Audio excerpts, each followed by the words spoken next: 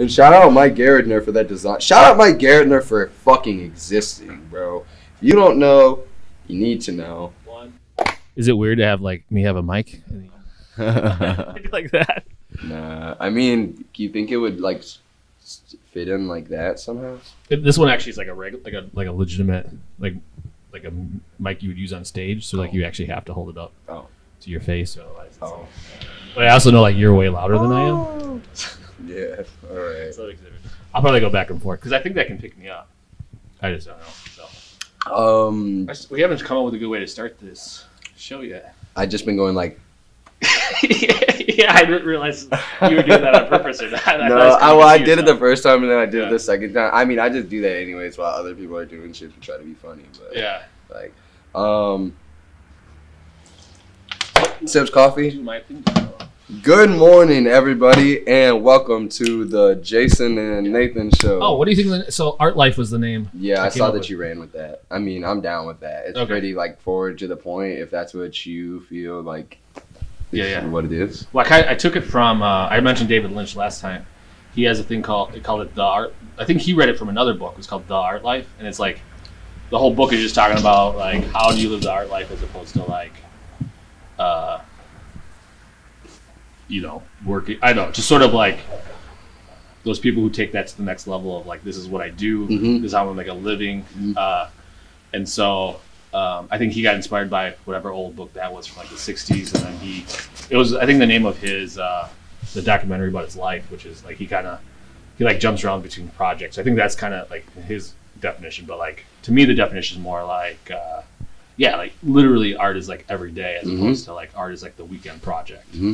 So that's why I liked it, and then I also liked that kind of looked like Thug Life a little bit. Okay. I thought that was funny. Yeah, I dig it. So, hey, we need to get a Photoshop of me, just fucking just. The art life would just Photoshop a bit. Yeah, that actually would be really cool. Oh shit! So I know I think last week you were doing a bunch of clothing stuff. Did that? I was doing a bunch of clothing shit. I've been super manic about it.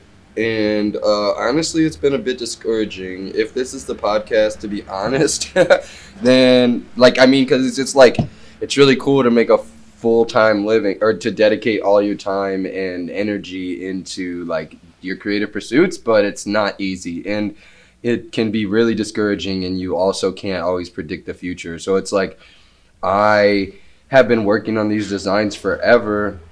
By forever, I mean I came up with them in a 3-day span. But I've been a lot of these ideas are ideas that I've been evolving for a while, is what I'm saying. And I've been waiting to get these out since last year, and some even before that. And so, I was coming off of doing a bunch of other shit with events and stuff, and then I had to jump straight into doing clothes and try to get them all printed, and then try to get them all shot, and then figure out how to distribute them. And it's a normal person would have came up with that plan and had the clothes done and not did the clothes the day of and did the shooting and the posting the day of, versus where I did a lot of that. And I mean, one, the weather was a bitch, and so I couldn't really go outside and shoot the way that I wanted to.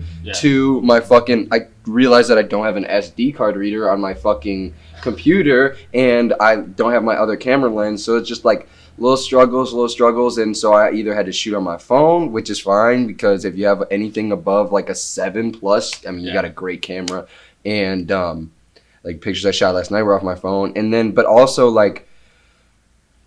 just posting once isn't enough to get that first sale. People got to start to resonate with these clothes, so then I had to switch up my whole plan and be well, I was going to go for a 1-week run with all my Free Acid clothes, and then I was going to go for a week run after that with the New World Order. That's fucking stupid. I need to go. Then I readjusted, and I was I need to at least let these live for 2 weeks, 2.5 weeks, and then go into the New World Order. You know what I'm saying? So that way I have the 7 days of Free Acid to post a new one up every day, and because I have more than 7 fucking hoodies for Free Acid, and then go through another one where I'm just generating content all week, because I have a bunch of ideas, but I just wasn't able to get them out or get them shot or created right in this moment, because you got people's schedules, nobody wants to go shoot outside, blah blah blah. And I'm not gonna lie, I got really discouraged, and I got a bit I was just fuck, I was just kind of like, fuck, like, damn, like, I waited all year to do this. Am I not going to execute correctly? But actually, I think it's going really well. I think that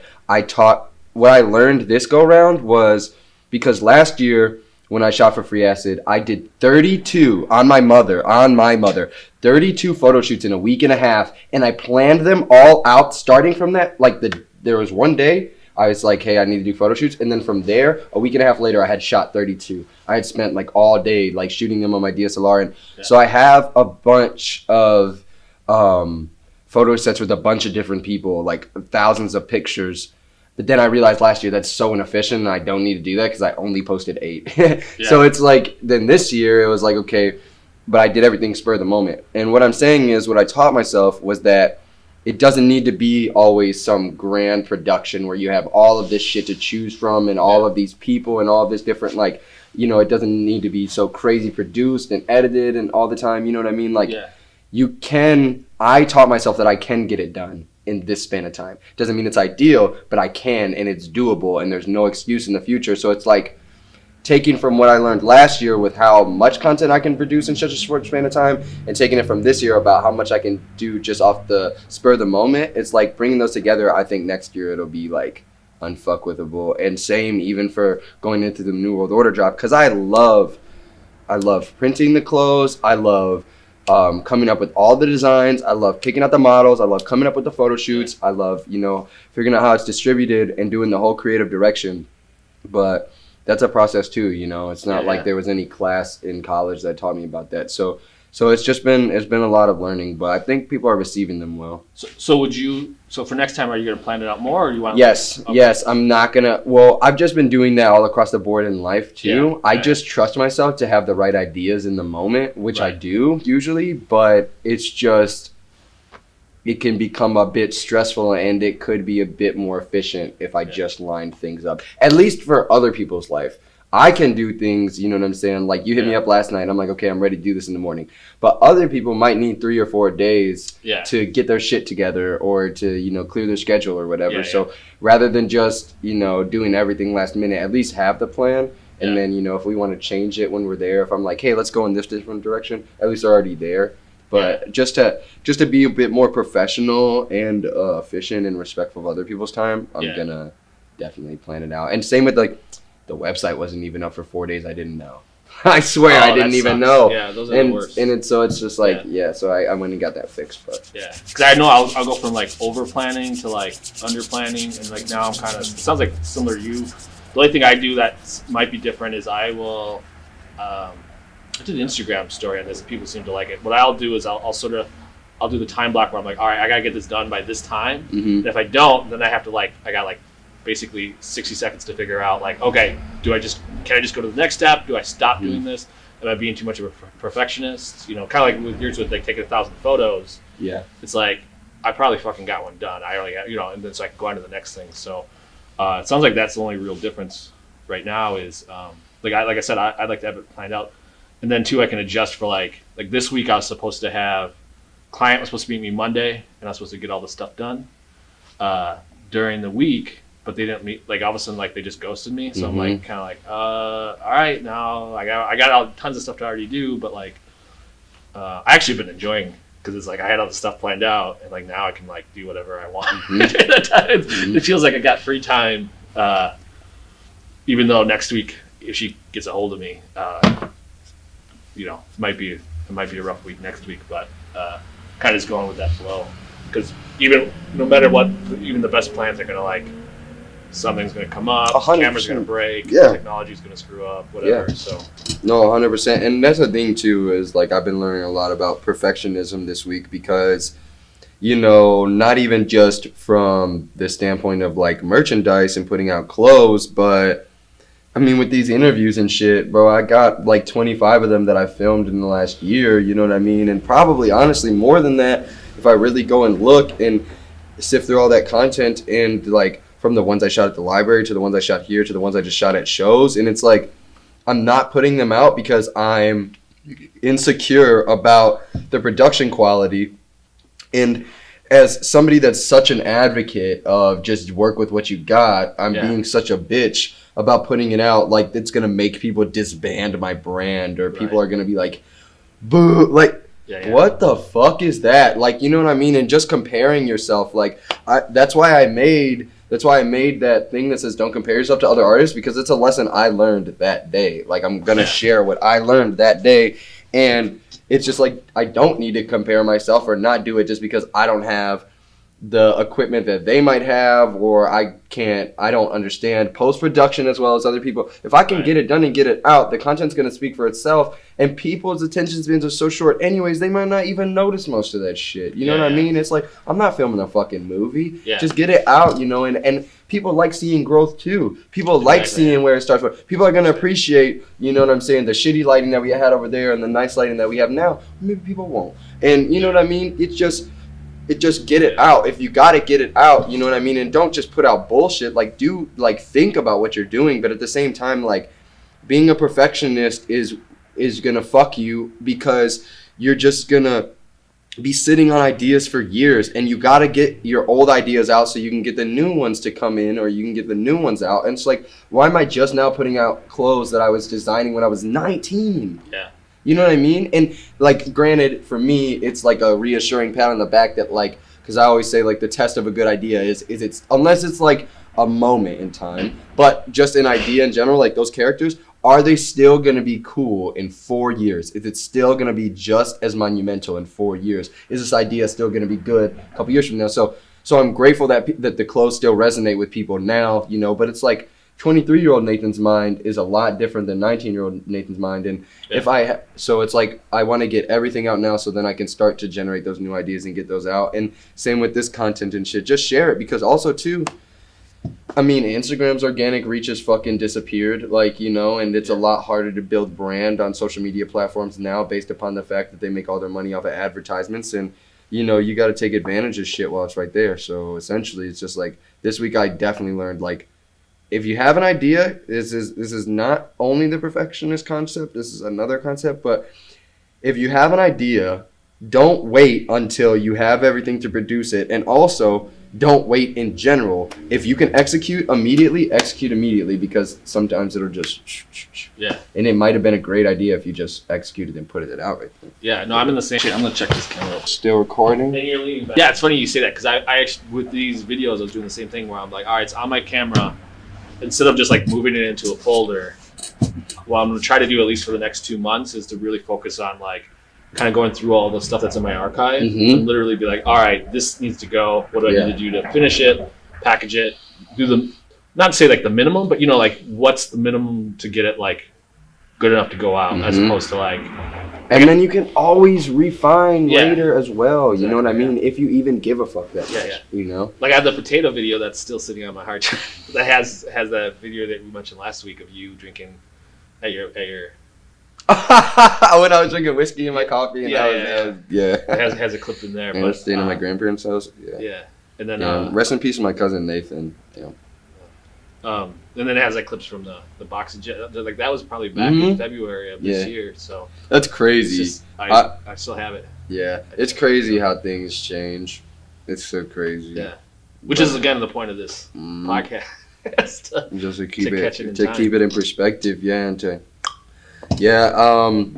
well, I know too. Last week my thing was planning the YouTube workshop. I got that, and the group wants to do a horror movie. Okay. So that's going to be kind of fun. And then the other group's doing the music video.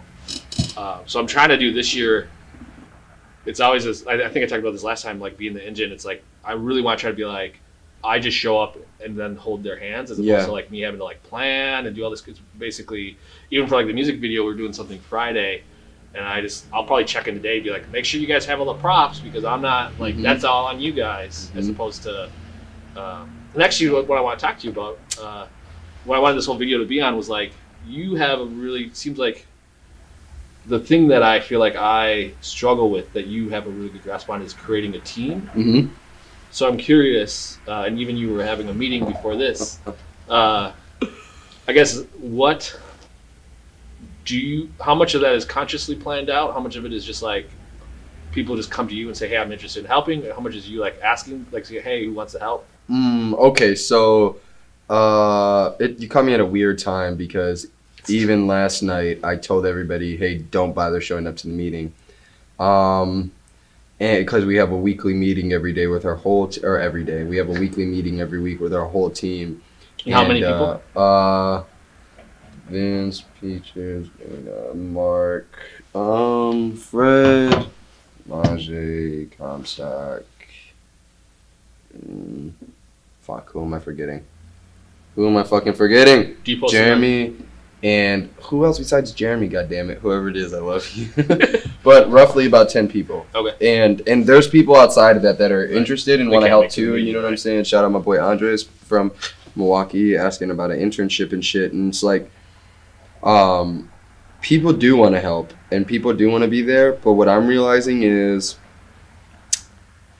I'm gonna kind of go up, but I will circle back because the person that implanted this idea in my mind that this was possible, his name is Naquan. Nams was living here and he was running the public garden and he was essentially doing it by himself, but there was another gentleman that lived here that they had the idea together.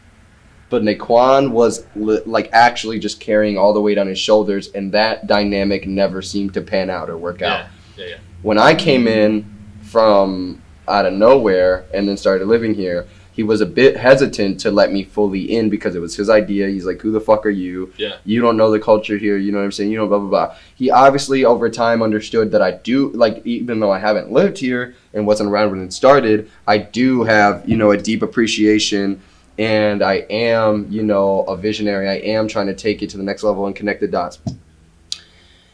What I realized, what I didn't understand was, why is Naquan being such a hard ass, and why is he so hesitant to let people in?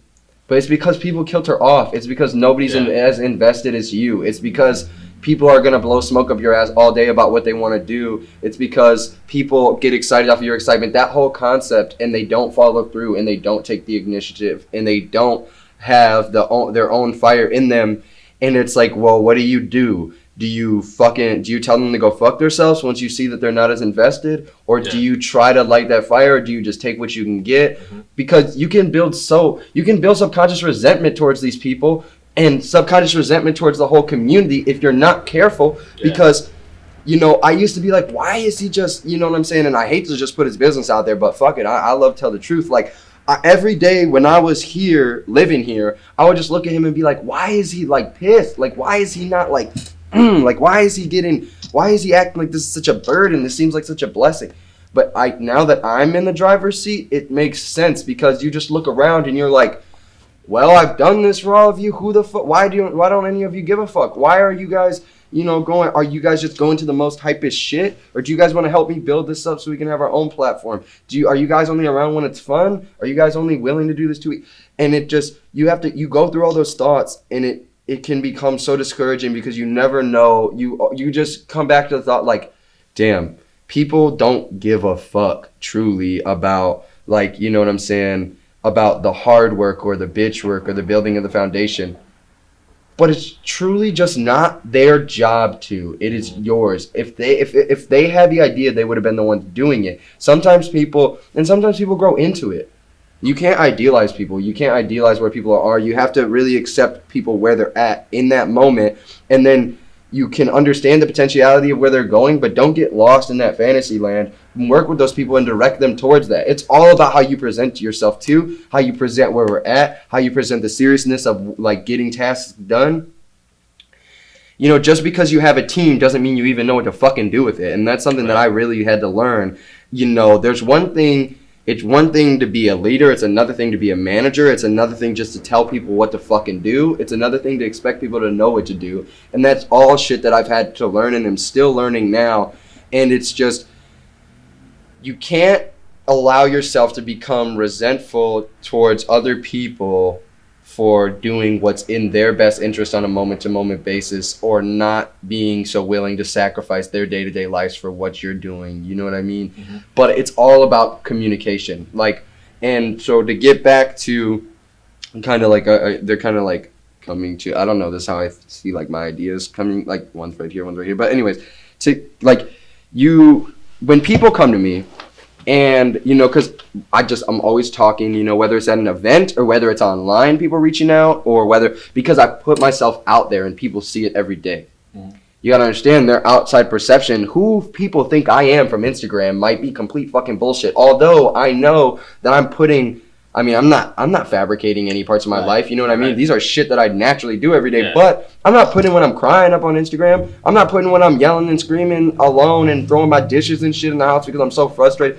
I'm not putting that shit up there because it would be, you know, like it's honest, but it would be weird. But like people don't see that side. People don't see the, you know, how many times we had to rip these boards back up and put them back down because Vince didn't know what to do, right? And, you know, people don't see that. So you can't blame them for having this fucking fantasy perspective of what you guys are actually doing here. And people don't even know the long term. Mm-hmm. So it's like part of it is when people come to you, it's thoroughly communicating with them and being like, okay, you do want to help, but what are you actually interested in doing? You know what I mean? Not what do I think you can do? What are you actually interested in doing? And then really communicating with them. This is the gravity of the situation. This is a long-term deal, brother. Like, this shit takes a long fucking time. You know, there's a lot of variables. There's a lot of waiting on people. You know what I'm saying? There's a lot of, especially we're all doing this shit for free. So it's like people's schedules are, and yeah. So it's just been that was a big lesson that I've been learning is thorough communication because, people might reach out to me. I might seek somebody out. But at the end of the day, it all falls on my shoulders with how effective that team's going to be based upon the tone that I set right away. If it seems like I'm lackadaisical, my team's going to be lackadaisical. Mm. You know, if it seems like you know, people don't have to do it because I'll just do it anyways, people will get subconsciously expecting that, and then they'll know like, well, even if we don't show up, it'll get done because Nathan will make sure. You know what I mean? And yeah. So it's a matter of going through that, and then it's a matter of being patient with people, you know. Oh, damn!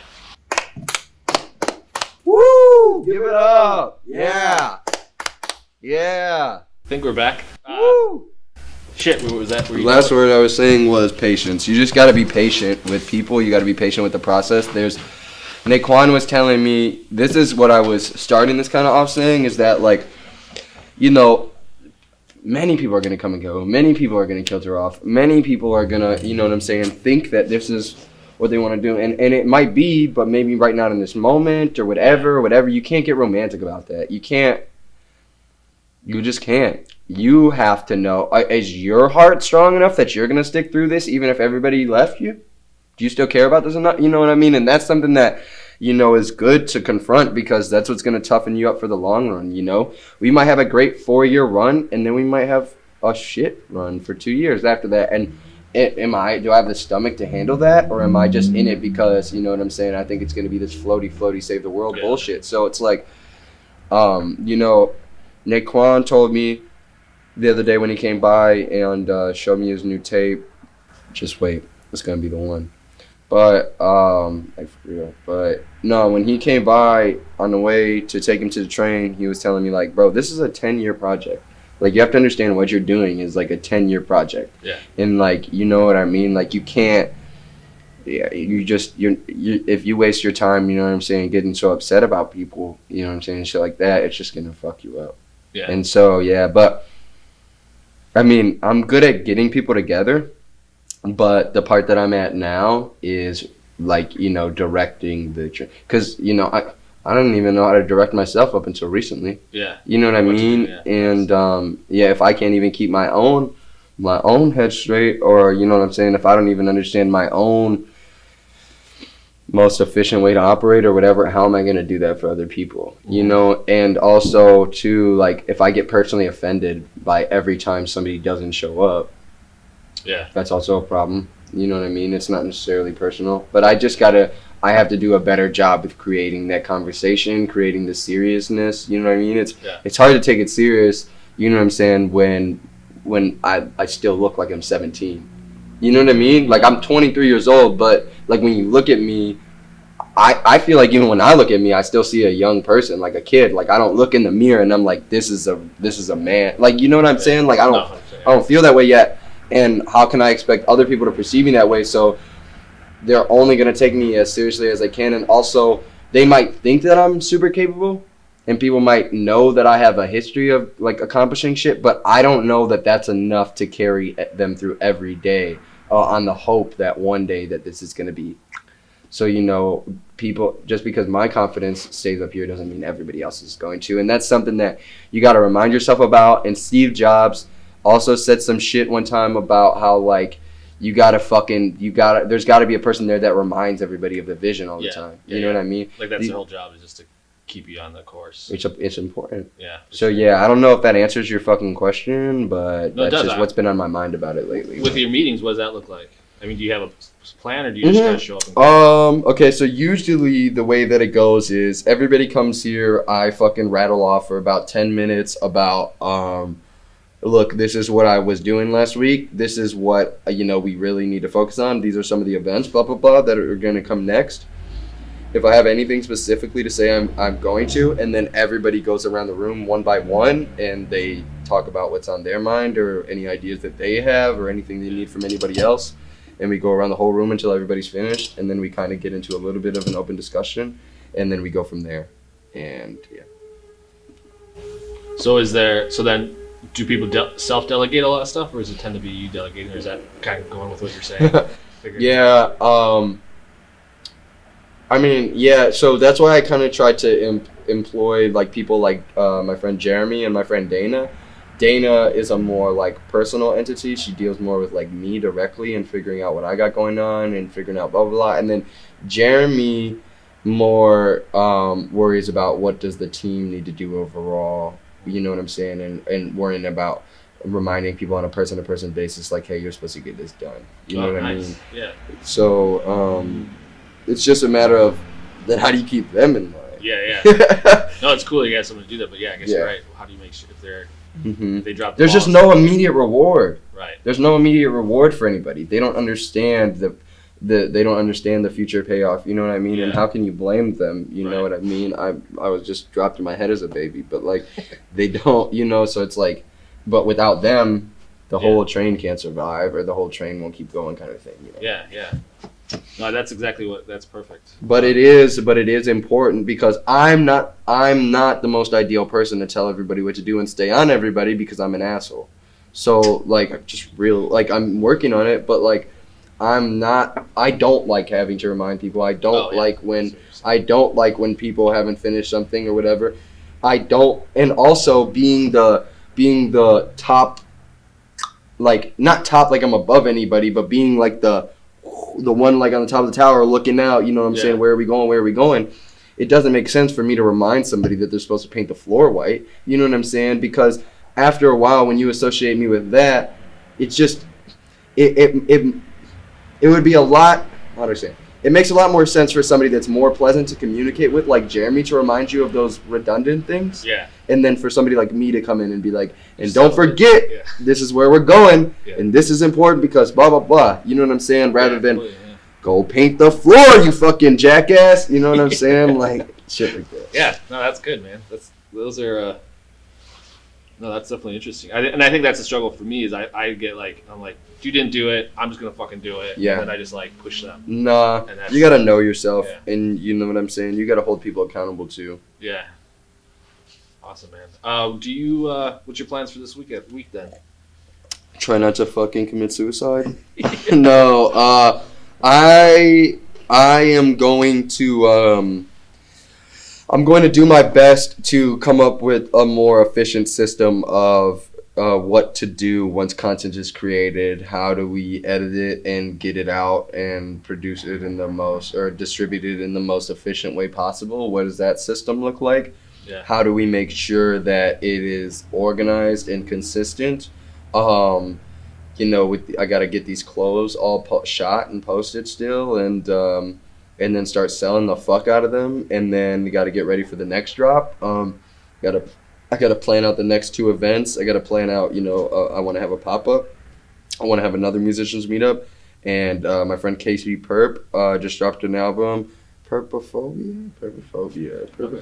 That's not it. I'm going to hell. But and shout out Mike Garrettner for that design. Shout out Mike Garrettner for fucking existing, bro. If you don't know, you need to know.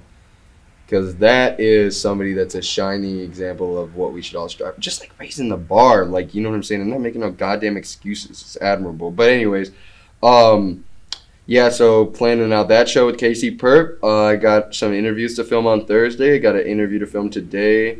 And I'm probably going to Milwaukee. Maybe I'm going to try to holler at some people at Myad when I go out there. Kill 7 birds with 1 stone. Yeah. And because Myad was dope. Got to go to the art museum. There's going to be a new exhibit at the Milwaukee Art Museum. The Milwaukee Art Museum, first Thursday of every month, all the museums in Milwaukee are free, and the Milwaukee Art Museum is getting a new exhibit this time around versus what's been there for the last couple months. And yeah, I got to make some money. Because it's discouraging. It's crazy. It's scary. You know, I just turned $120 into $850, and now it's all gone. Yeah. Because I invested in the clothes and equipment. Right. And so waiting to see that return is scary because you don't know. Yeah. You know what I mean? So 100%. I know that's part of exactly. it. And when that's all the money you have to your name. Yeah. And I've done both. I've lost it and I've doubled it down again. So. Well, I'm doubling it. I'm tripling it, bitch. But no, but yeah.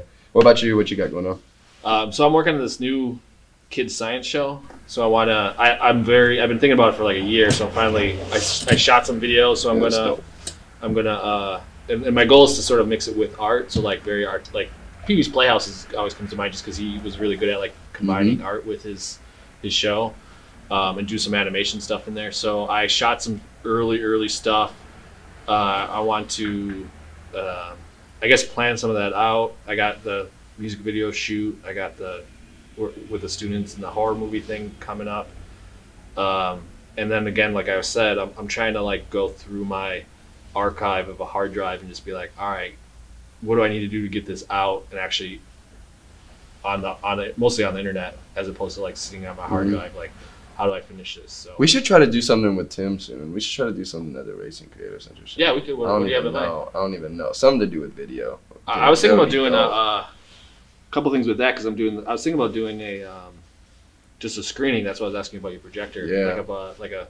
Show some local stuff and then have like Elf or like some Christmas, something more for kids. Yeah. I mean, we could easily do like in the morning for kids. Slaughterhouse 5. Yeah. I'm just some crazy. I don't even know what Slaughterhouse 5 is. No, I was trying to think of a Christmas. I'm sure there's some crazy like Rudolph's Revenge or something. I don't know. It's probably some crazy. There's this one, like something about like Saint something. It's like an evil Santa. That motherfucker be doing some weird shit. I just remember he looked like I don't even know. Do you know Krampus? Krampus was yeah. I think that's what it is. That's what it is. Yeah. That'd be great because that's a cool character. It's scary, right? Yeah, he's supposed to come like take bad kids basically. And, like, Fuck. I'm glad they didn't tell me about that shit when I was younger. Fuck that. Yeah, I think that's like a crazy European, Norwegian. Yeah. Sort of, Those motherfuckers are weird. Yeah. All right, man. Hey, cool. That's a good one. Yeah. Shakes hand in front of Upside Down America.